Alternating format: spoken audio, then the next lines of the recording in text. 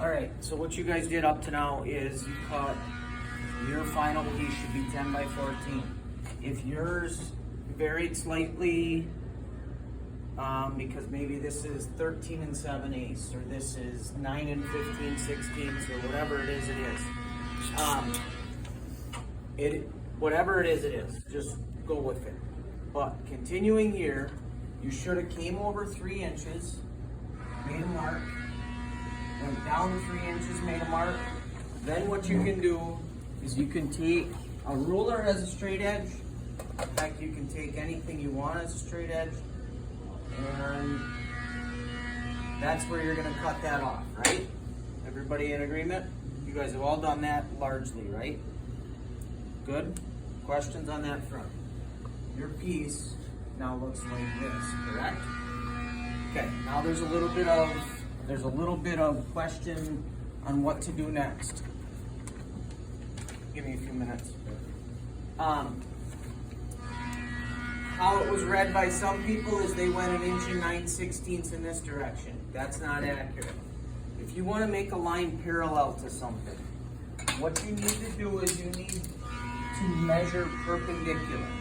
Okay? It's kind of scary terms. It's terms that you hear a lot in math. This is where that math stuff really hits the road. Here's the deal.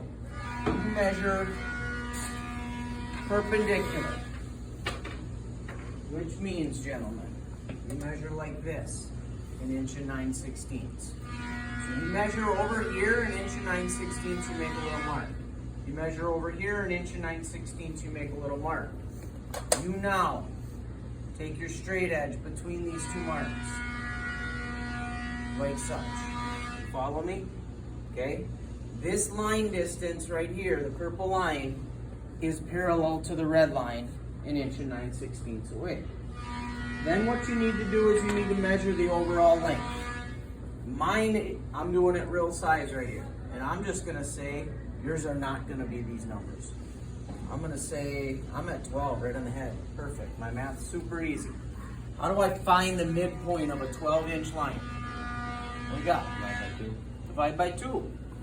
So here, I'm at 6. Right there. If I want to double check myself, I can measure here, I'm 6. I can measure here, I'm 6. That's good. If my line wasn't, if it crept over to this side, well, I obviously did my math wrong and I have to adjust it, right? So you gotta do what you gotta do. Okay. What's your next step on there, say? You guys should all have your procedure sheets in front of you. Go 2 7/8. Okay. Hang with me. Cut your 45 angle, create that 1 9/16 inches parallel. Find and mark the center point of this line. Okay? I even try to put in here a little formula so that you guys enter like line length divided by 2. This is your measurement to find the center. Now it says layout for 2 1/8" holes, center on this line, 2 7/8 apart, center to center. So if I want something, a circle to another circle, 2 7/8, center to center, right?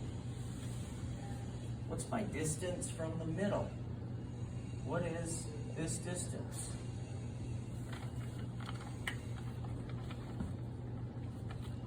How do I find half of a fraction?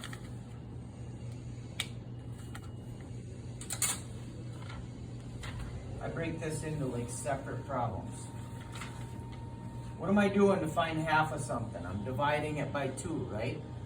So if I got 2 divided by 2, what do I get, gentlemen? 1.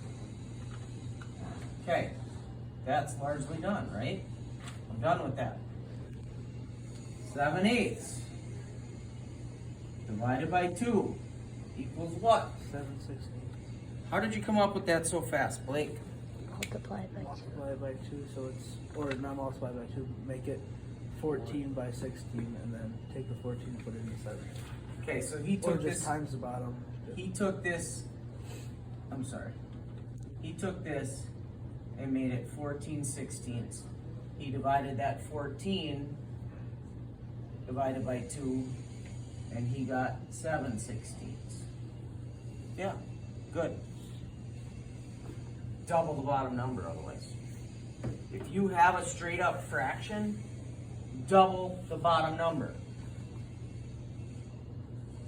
Half dollar. How much is a half dollar? 50 cents, right? Half dollar. Half dollar is 50 cents. What's half of 50 cents? 25. 25 cents. What do we also call that? Quarter. A quarter. Half of a quarter is Eighth. an eighth. Half of an eighth. 16th. A 16th. What did we keep doing? We doubled that bottom number, right guys? Plain and simple. That's what we're doing here. Just because our numerator stays the same, but we just gotta double that bottom number. So, what do? We take this and this, put them together. This is 1 7/16. So now what I do is I actually take my, looking on here. Oh, I already kind of dumbed it down for you, but 23A says measure and mark, inch and a 16th each direction. Now you're gonna drill the holes for the next step. I'll show you guys specifically how to drill the holes back there, but here's what you do. Go an inch and 7/16, make a mark.